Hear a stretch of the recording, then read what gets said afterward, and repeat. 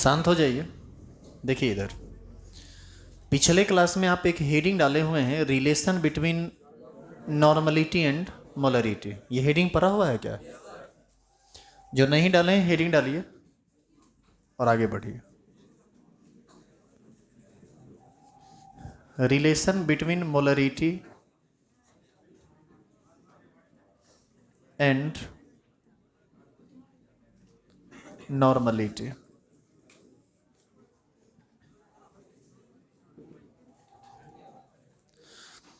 यह रि, यह रिलेशन आप तब बेहतर समझ पाएंगे जब आपका बेसिक क्लियर हो। आपको पहला फॉर्मूला ये याद होगा, मोल हमको निकालना होता था तो हम लोग क्या करते थे, वेट बाय मॉलिक्यूलर वेट। ये वेट किस यूनिट में हुआ करता था? ग्राम में। दूसरा फॉर्मूला हम लोग पढ़े थे, यदि इक्विवेलेंट वेट निकालना हो तो molecular weight by n factor, याद है आपको? और एक तीसरा फॉर्मूला ग्राम इक्विवेलेंट वाला। ग्राम इक्विवेलेंट बराबर क्या होता था? वेट जो कि होना चाहिए ग्राम में बटा क्या? Equivalent weight. इसको 1 मानते हैं, इसको 2 और इसको 3। और हम लोग चलते हैं फ्रॉम इक्वेशन 1 नहीं सॉरी 2 एंड 3। देखो अब यहाँ पर इक्विवेलेंट वेट है ना लिखा हुआ, और ये भी क्या है? Equivalent weight. इक्विवेलेंट वेट के बदले हम molecular weight by n factor यहाँ पर लिख सकते हैं। तो ऐसी स्थिति में ये ग्राम इक्विवेलेंट बराबर क्या लिखा जा सकता है? ये लिखा जा सकता है वेट जो कि होना चाहिए किसमें? ग्राम में, बाय इक्विवेलेंट वेट के बदले लिख सकते हैं molecular weight by n factor. आगे इसी को हम लोग लिख सकते हैं, gram equivalent is equal to weight जो कि ग्राम में होगा बाय मॉलिक्यूलर वेट। तो ठीक है, एन फैक्टर ऊपर गुना में बदल जाएगा, तो यहाँ हम लिख सकते हैं molecular weight into n factor.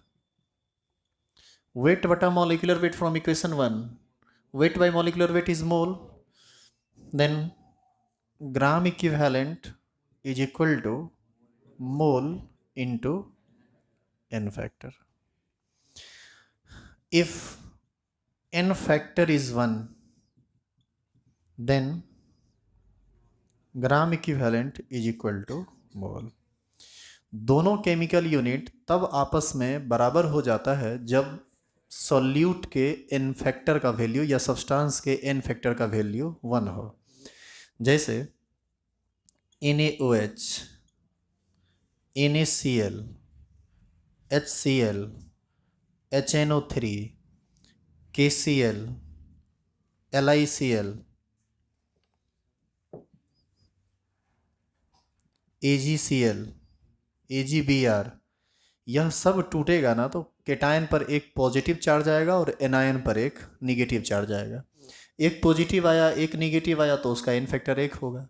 यह सब चीज़ कभी भी सॉल्यूट का काम करे या कोई किसी केमिकल सब्सटेंस में आपको एन फैक्टर मतलब किसी जगह रिएक्शन में या किसी भी टॉपिक में इसके एन फैक्टर की जरूरत पड़े तो यह हमेशा कितना होता है? 1, क्योंकि ये टूटने के बाद केटायन पर एक पॉजिटिव और एनायन पर एक निगेटिव देता है।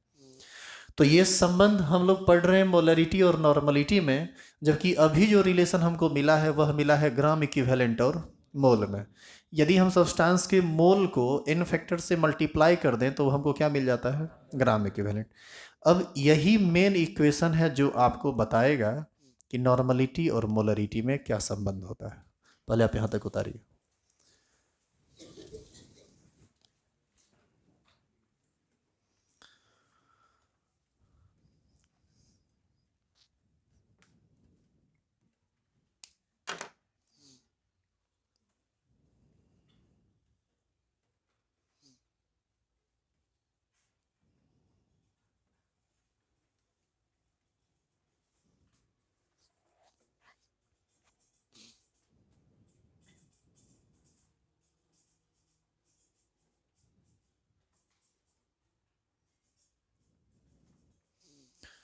ट्वेल्थ में एक सीबीएसई वाले जो लोग थे कहाँ हैं पिछले साल जो पढ़ रहे थे?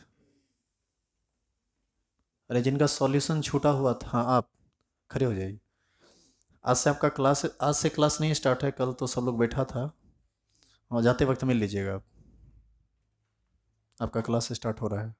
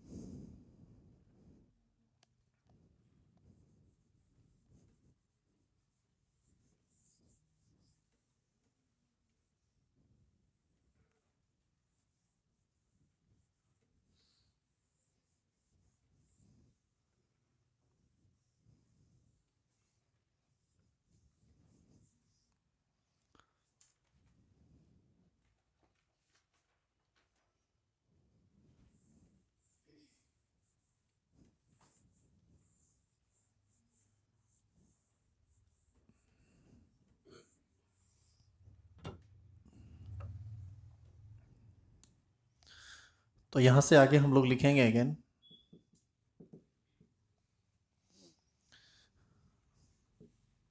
ग्राम इक्विवेलेंट इज इक्वल टू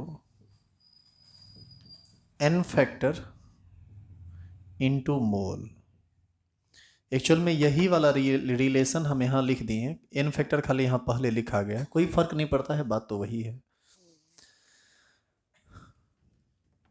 यहीं से फिर आगे चलेंगे तो आसानी से मिल जाएगा नॉर्मलिटी और मोलरिटी में रिलेशन।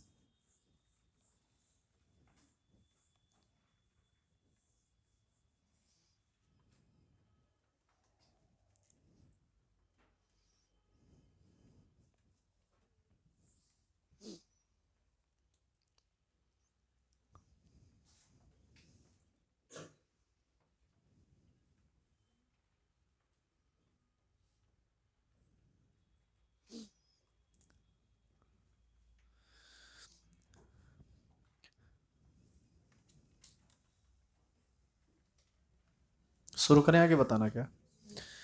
ये इक्वेशन कहाँ से आया ये आप सीख चुके हैं, अब आगे सुनिए। मैथमेटिक्स आपको पूरा अधिकार देता है कि आप बराबर के दोनों साइड सेम चीज़ जोड़ सकते हैं, सेम चीज़ घटा सकते हैं, सेम चीज़ से गुना कर सकते हैं, सेम चीज़ से भाग दे सकते हैं।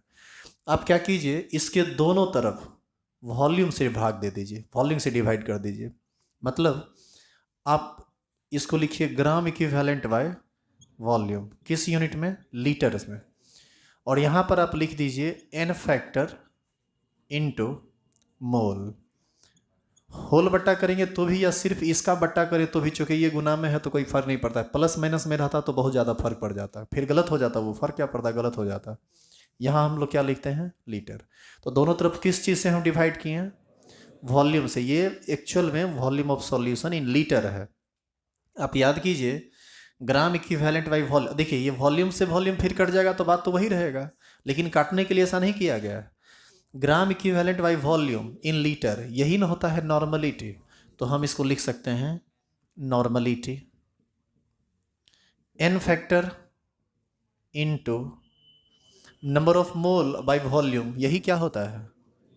मोलरिटी। इस हिसाब से कैपिटल एन बराबर हो जाएगा small n into capital M, जहाँ पर कैपिटल एन नॉर्मलिटी है, स्मॉल एन एन फैक्टर और कैपिटल एम मोलरिटी। यदि आपको सॉल्यूट का एन फैक्टर पता हो तो किसी एक को निकालने से आप दूसरे पर जा सकते हैं। यहाँ भी यदि एन फैक्टर का वैल्यू 1 हो जाए तो ऐसे सॉल्यूशन का नॉर्मलिटी का वैल्यू और मोलरिटी का वैल्यू आपस में हमेशा बराबर आएगा। यानी यह सब सुनो, ये सब जो सॉल्यूट आपके सामने है पड़ा हुआ, ये सब कहीं किसी सॉल्यूशन में है तो उसका मोलरिटी और नॉर्मलिटी वैल्यू हमेशा क्या होगा? इक्वल होगा, क्योंकि एन फैक्टर के एक होने पर नॉर्मलिटी और मोलरिटी आपस में बराबर हो जाता है। उतारिए।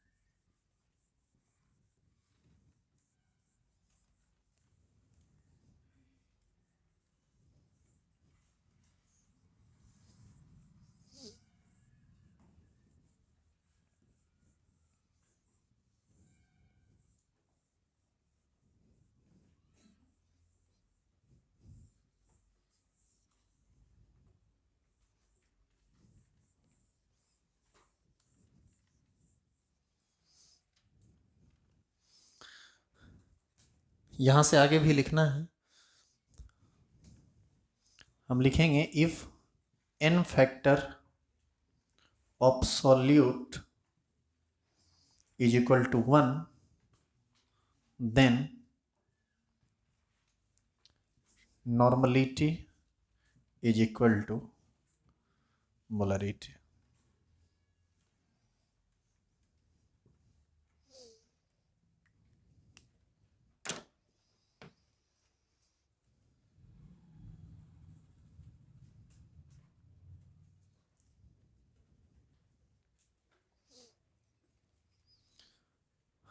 सभी लोग को असाइनमेंट मिल गया क्या? मॉर्निंग में दिया है, लोग गलती कर थोड़ा सा इंग्लिश मीडियम वाला में हिंदी वाला बांट दिया है, हिंदी वाला में इंग्लिश कर रहा है, कुछ कुछ गड़बड़ी हुई है सुबह में। एक्चुअल में पेज का कलर एक ही था तो पता नहीं चल सका। थोड़ा चेक कर लो तुम लोग का इंग्लिश में ना है।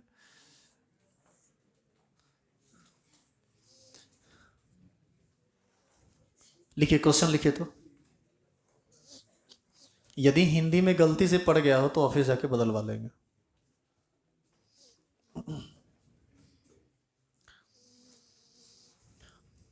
लिखेंगे क्वेश्चन।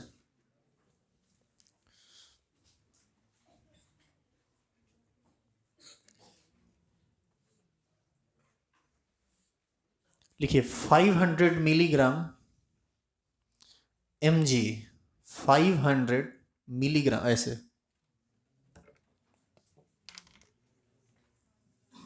500 मिलीग्राम। देखो ये वाला जो mg है ये मैग्नीशियम मेटल है, और ये जो mg है ये मास का यूनिट है, बहुत छोटा यूनिट होता है, मिलीग्राम है ये। 500 milligram CaCO3, 500 milligram CaCO3 present in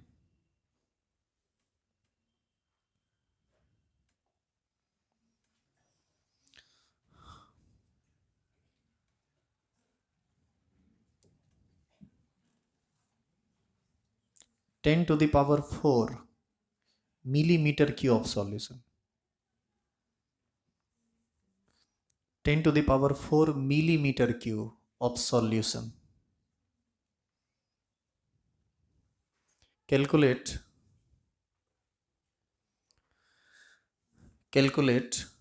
normality, calculate normality and molarity, calculate normality and molarity of solution.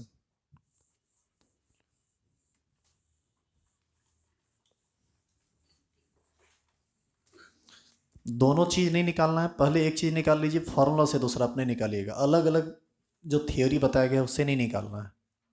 CaCO3 का n फैक्टर कितना होगा? 2। ये टूटता है CaCO3 Ca प्लस प्लस में और CO3 2 माइनस में, 2 plus 2 minus, n factor 2।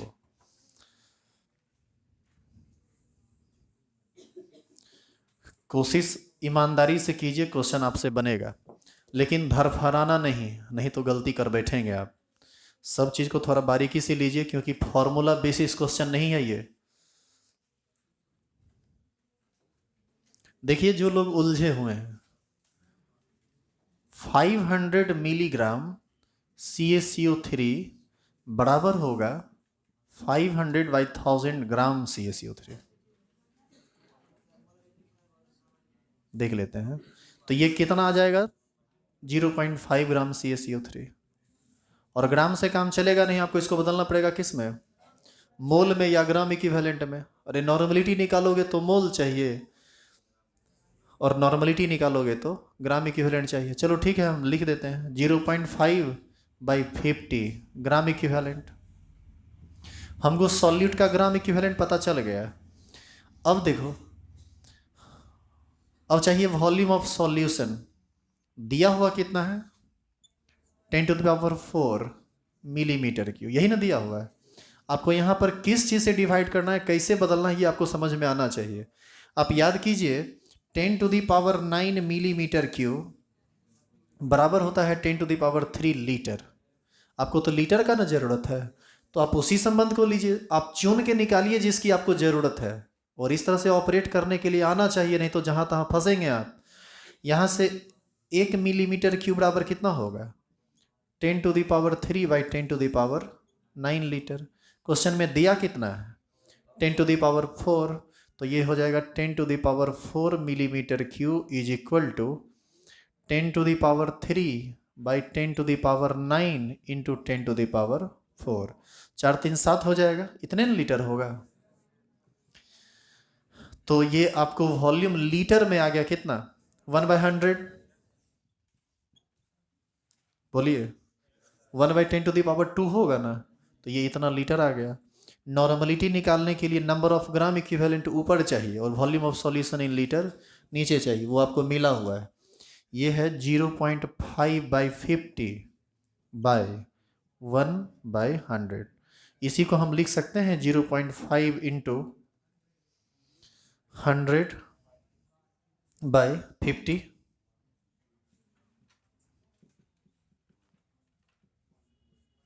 Normality 1 आ गया।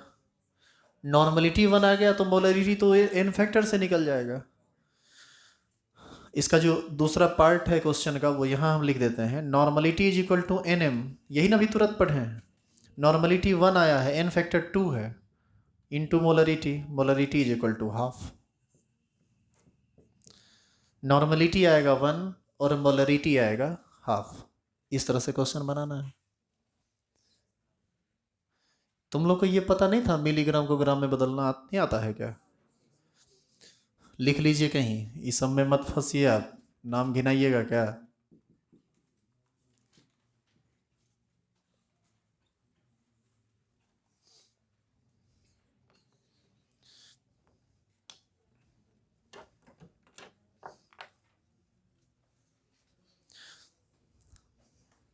तो ये था आपका दूसरा chemical unit amount of solute का।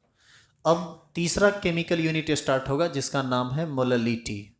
पहला पढ़े नॉर्मलिटी, दूसरा पढ़े मोलरिटी, तीसरा है molality.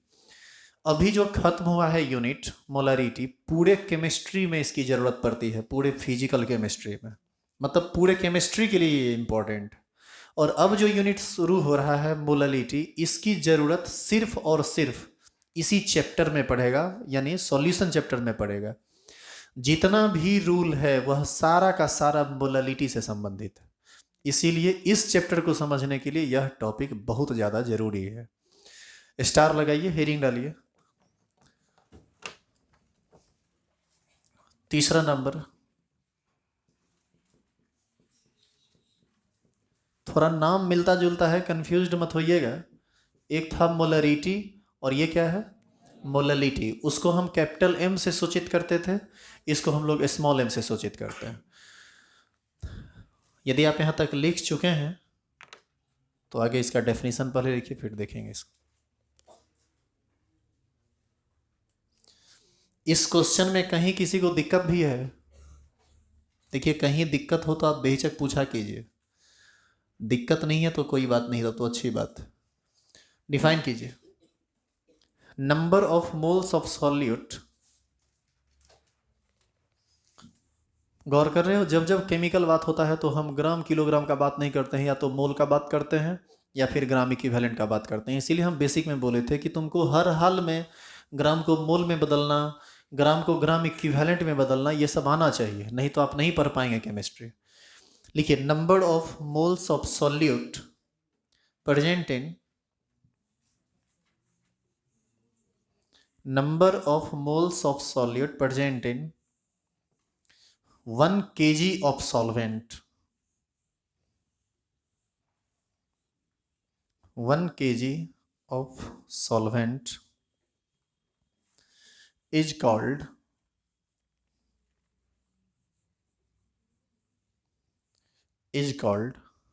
molality.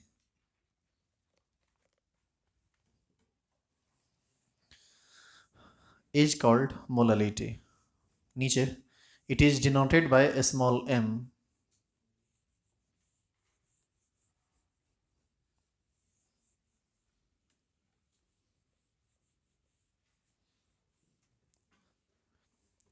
It is denoted by a small m.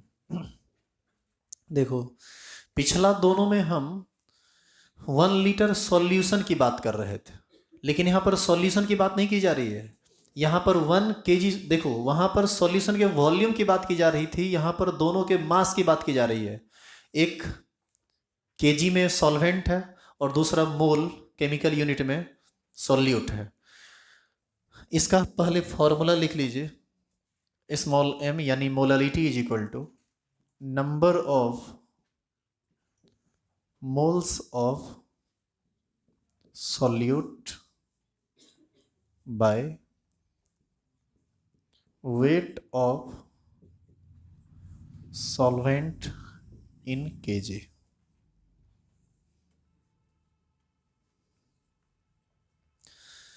यह भी फॉर्मूला बड़ा लंबा चौड़ा हो जाता है, इसीलिए इसको शॉर्टली हम लोग लिखते हैं molality is equal to mole by kg। बताइए मोल किसका? सॉल्यूट का। और kg किसका? सॉल्वेंट का।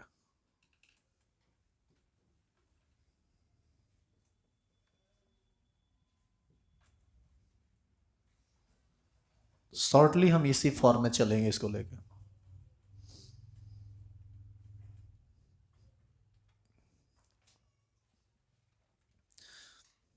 पिछला 2 जो पढ़े और ये जो तीसरा पढ़ रहे हैं, इस दोनों में थोड़ा सा अंतर है जिसको आपको समझ लेना चाहिए, नहीं तो बार बार आपको कंफ्यूजन होगा। जैसे हम 2 बर्तन लेते हैं, इसमें भी थोड़ा पानी लेते हैं और इसमें भी थोड़ा लेते हैं वाटर। अमाउंट जो भी है वो अपना देखा जाएगा। देखिए इधर, इसमें आप क्या कीजिए, वाटर ले लीजिए और वाटर लेने के बाद NaCl या शुगर जो भी आपको डालना है, जितनी मात्रा में डालना है डाल के उसको घुला दीजिए। तो ये हो गया सॉल्यूशन।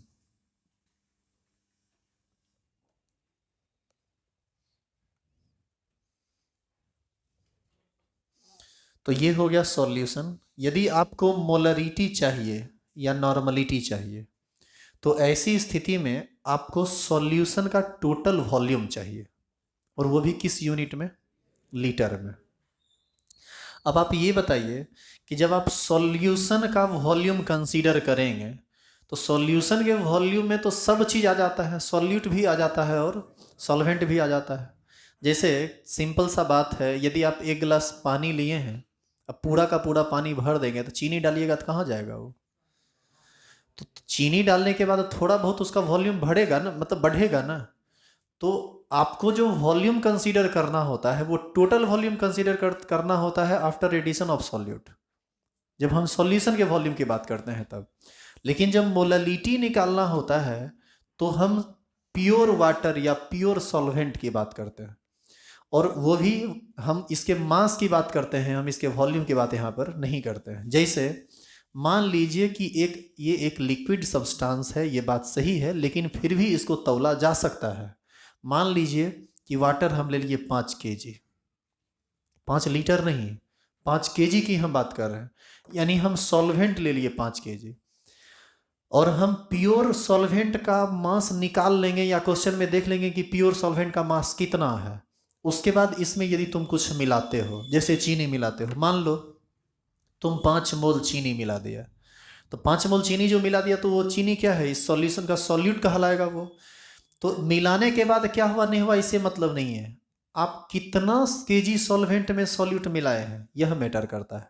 तो आपको मोलालिटी निकालने में प्योर सॉल्वेंट का मास चाहिए, वह भी किस में? kg में।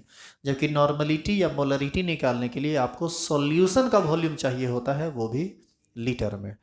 और यहाँ पर देखो 5 kg सॉल्वेंट में कितना मोल सॉल्यूट मिलाए आप?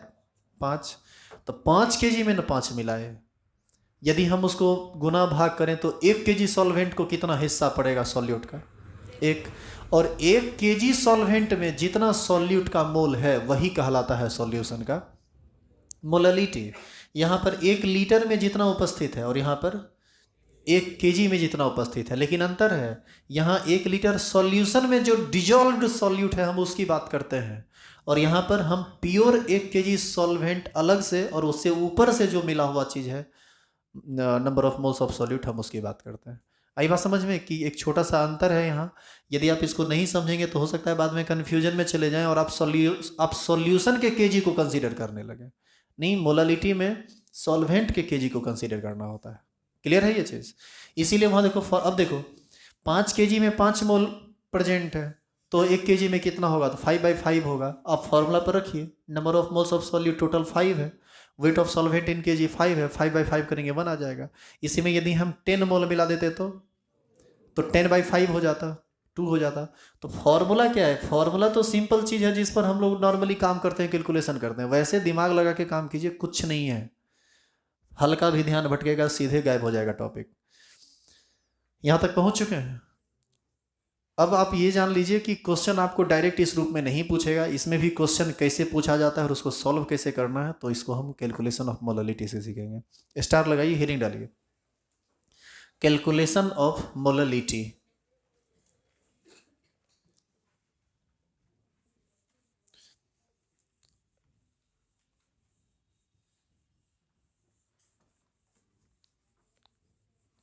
Calculation of molality. देखो, क्वेश्चन में जनरली सॉल्यूट का मास देता है, वह भी ग्राम में, और सॉल्वेंट का भी मास ही आपको देगा, लेकिन केजी में नहीं देता है, वह भी देता है ग्राम में। तो हम उसी रूप में इसको समझते हैं। मान लीजिए कि वेट ऑफ सॉल्यूट आपको दे दिया A ग्राम, यानी ए को हम क्या बोलेंगे? वेट ऑफ सॉल्यूट इन ग्राम। और दूसरा चीज आपको दे दिया वेट ऑफ सॉल्वेंट, ये मान लो दे दिया कितना? B ग्राम। तो आपसे पूछेगा कि बताइए इसका मोलालिटी क्या होगा। तो आसानी से इसको सॉल्व हम कैसे करेंगे? वेट ऑफ सॉल्यूट से तो काम नहीं चलेगा, number of moles of solute से काम चलेगा।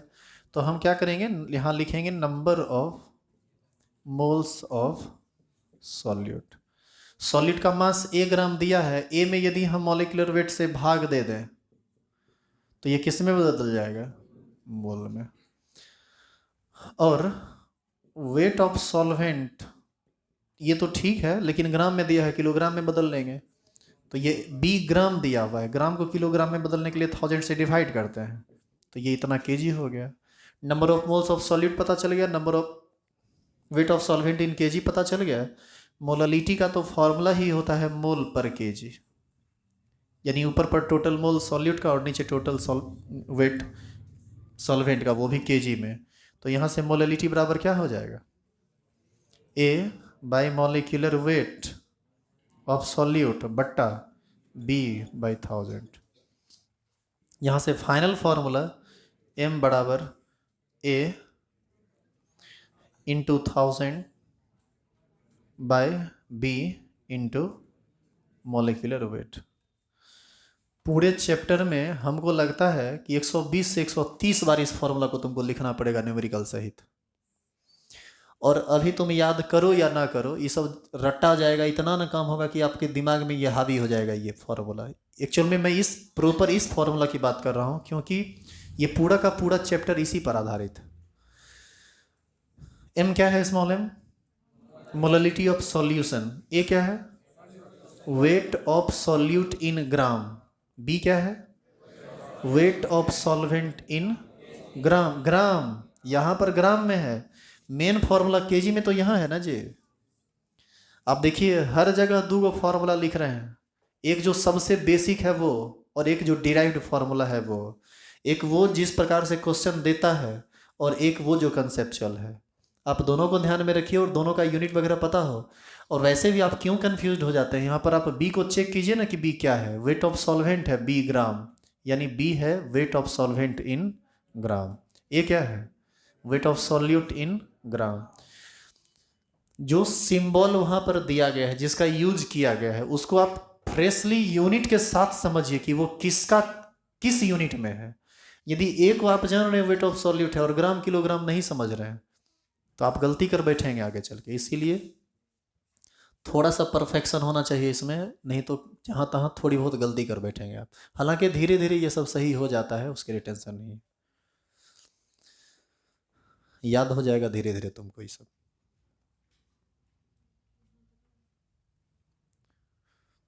कम से कम 40 लेक्चर होगा इसका सॉल्यूशन का, तब जाके ये चैप्टर स्टार्ट, ये ख़त्म होगा।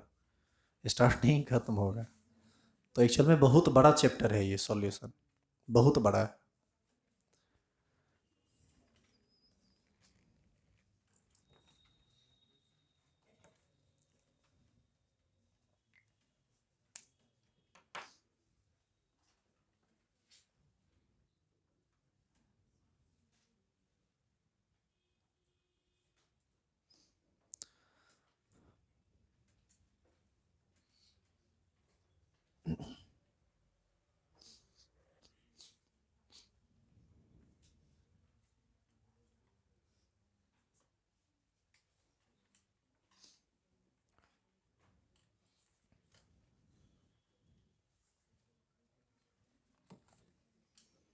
वैसे तो संडे संडे छुट्टी का दिन होता है, जनरली छुट्टी ही रहता है, लेकिन जितना भी न्यूमेरिकल का क्लास होगा वो संडे संडे ही लेंगे, सैटरडे और संडे।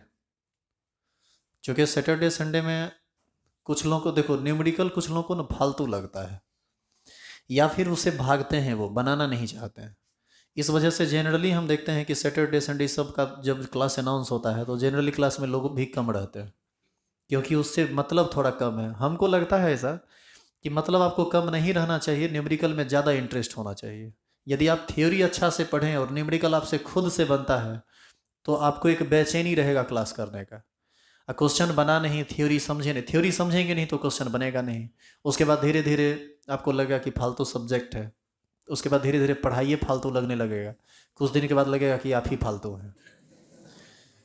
इसीलिए ये सिचुएशन पैदा ना हो, इसलिए चीज़ों को थोड़ा समझिए, समय के महत्व को परखिए, अन्यथा बहुत दिक्कत होगा आपको। मैं अभी बार बार कह रहा हूँ, नहीं समझते हैं आप, समय के साथ सब समझ में आ जाएगा, कुछ नहीं बोलना पड़ता है।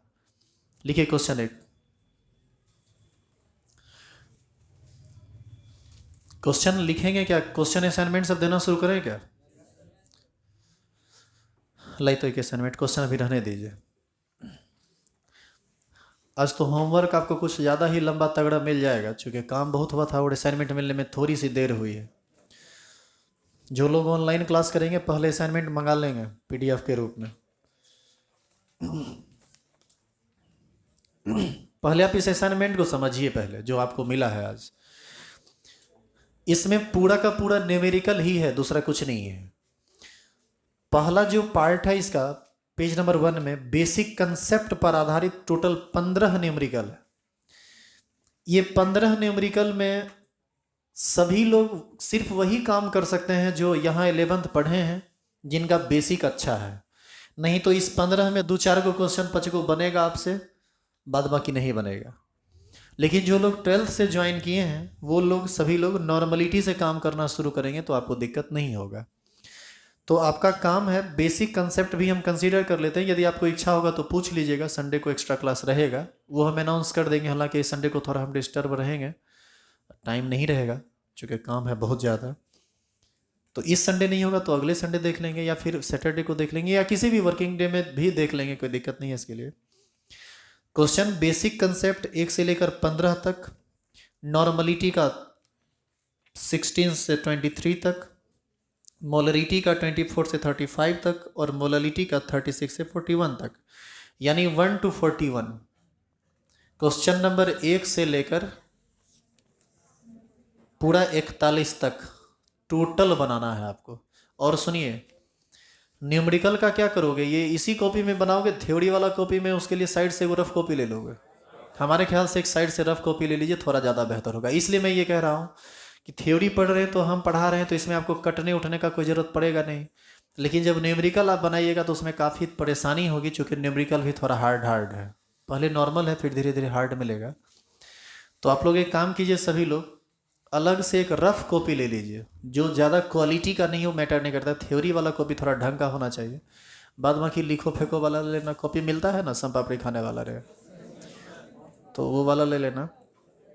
नहीं तो सबसे अच्छा है, सुनो सुनो इधर, हम हमारी बात सुनो, बड़ा इंटरेस्टिंग बात बताते हैं। तुम लोग तो नहीं यूज करते हो उसका, ये जो पंपलेट रहता है साइकिल में रहता है ना, उसका एक तरफ भरा हुआ रहता है, दूसरी तरफ खाली रहता है। हम लोग क्या करते थे, पटना में बहुत सारे टीचर का ना बंटते रहता था। तो बंटते रहता था तो ये लोग का क्या काम है, जो बांटता है 300-400 रुपया लेता है और 300-400 में 1000 बांट देंगे ऐसा बोल के आता है। लेकिन क्या करता है, एक थाक ले लिया, यहाँ 1000 हाथ में रख ले है, और जो 2 गो 4 गो लिया देते चला गया। हम लोग थे तो नहीं, बंद कर देते हैं इसको।